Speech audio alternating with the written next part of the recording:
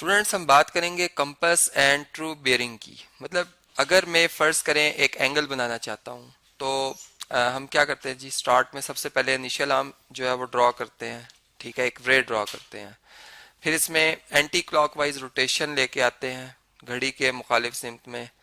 और फर्ज करें कुछ रोटेशन के बाद ये आर्म इस पोजीशन पे आ जाता है, तो ये इसका टर्मिनल आर्म है, इनिशियल आर्म है, तो हम कहते हैं ये रोटेशन एंगल है। ठीक है, लेकिन जब हम कंपास बेयरिंग की बात कर रहे होते हैं तो इसमें हम यूं बात करते हैं कि जो हम जैसे हमारे पास जो डायरेक्शन लाइंस हैं, ठीक है, मतलब ये जो हमारे पास ईस्ट वेस्ट हम इसे कहेंगे, ये ईस्ट डायरेक्शन है, ये वेस्ट डायरेक्शन है। इसी तरह ऊपर से नीचे की तरफ हम आ रहे हैं, मतलब ऊपर जो है वो नॉर्थ है और नीचे साउथ है। ठीक है, तो अब अगर मैं एक एंगल जो है वो नॉर्थ से, मतलब उसकी जो कैलकुलेशन है वो नॉर्थ से ईस्ट की तरफ बना रहा हूँ, तो ये जो मेरे पास है ये कंपास बेयरिंग कहलाएगी। ठीक है, मतलब ये मैंने एक एंगल बनाया।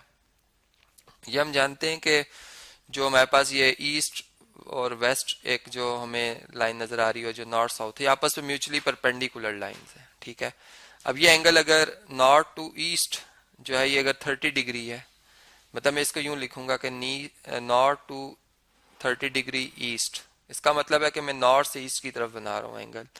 जबकि अगर मैं यूं बात कर रहा हूँ कि ईस्ट 30 डिग्री नॉर्थ, तो इसका मतलब है कि मैं रोटेशन जो है वो एक तो एंटी क्लॉकवाइज की बात कर रहा हूँ और मैं ईस्ट से नॉर्थ की तरफ जा रहा हूँ, तो ये 60 डिग्री इसलिए होगा क्योंकि इन दोनों का सम 90 होना चाहिए। ठीक है, तो ये हमारा जो एंगल है ये क्लॉकवाइज है।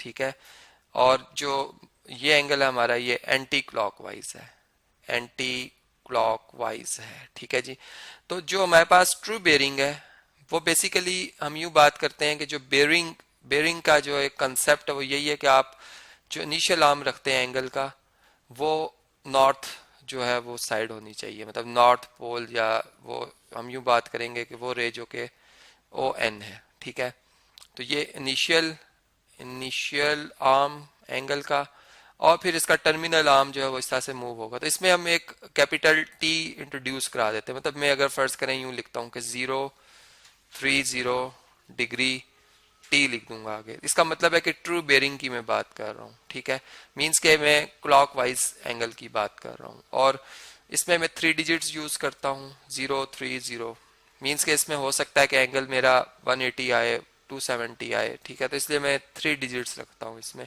और मैक्सिमम 360 डिग्री ही एंगल होता है। ठीक है, उसके बाद तो आप जानते हैं कि वापस हम जीरो से काउंट करते हैं। ठीक है, या उसमें जो साइकिल्स हम रेवोल्यूशंस काउंट कर लेते हैं।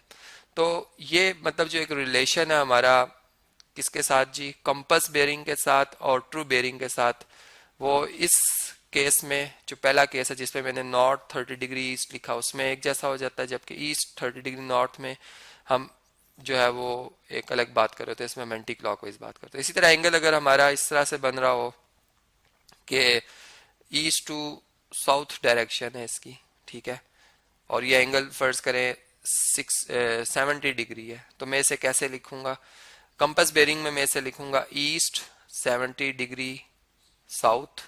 ठीक है, और अगर मैं साउथ से इसे काउंट कर रहा हूँ ईस्ट की तरफ, तो मैं साउथ पहले लिखूंगा एस, देन 20 डिग्री, क्योंकि 70 में 20 ऐड करें 90 बनता है, और आगे मैं लिख दूंगा ईस्ट। तो इस तरह ये दो मतलब जो हमारे पास पोल्स हैं, साउथ जैसा ईस्ट, साउथ से ईस्ट की तरफ जा रहे हैं या ईस्ट के साउथ की तरफ जा रहे हैं, तो ये हमें बताना पड़ता है कंपास बेयरिंग में।